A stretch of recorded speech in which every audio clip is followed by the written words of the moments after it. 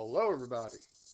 I can factor trinomials using substitution by following its procedure. So this might look a little scary to a lot of you. It doesn't look scary to me. I'm going to go through my factoring. Factor GCF dots. How many terms? Is there a GCF? No.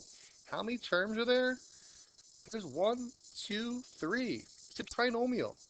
It's just instead of having x squared, it's got this binomial that's being squared and that has a number in front of it.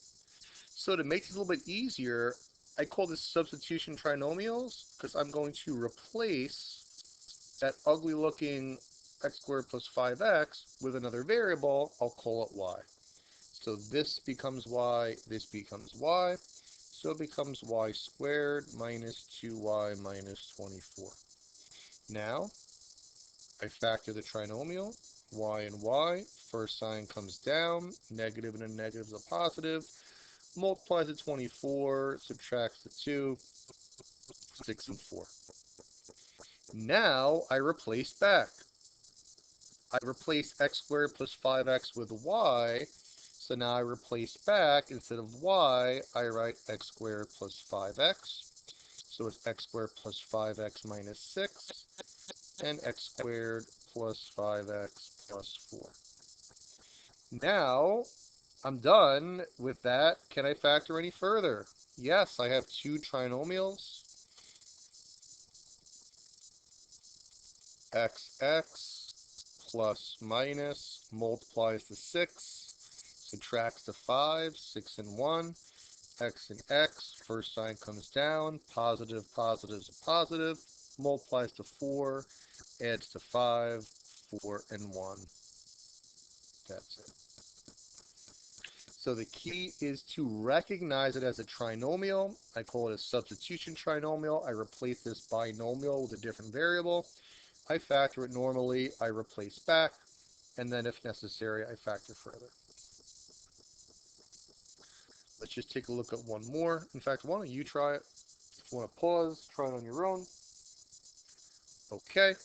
I see a trinomial, 1, 2, 3 terms. I'm going to replace the x squared minus 2x with a y. So I've got y squared minus 11y plus 24. Okay, I factor the trinomial normally. Two sets of parentheses, y and y. First sign comes down, negative and a positive is a negative. Multiplies to 24, adds to 11, 8 and 3.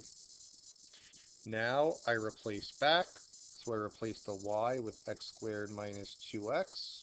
So it's x squared minus 2x minus 8. X squared minus 2x minus 3.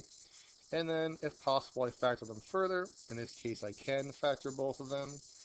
X and x minus plus 4 and 2.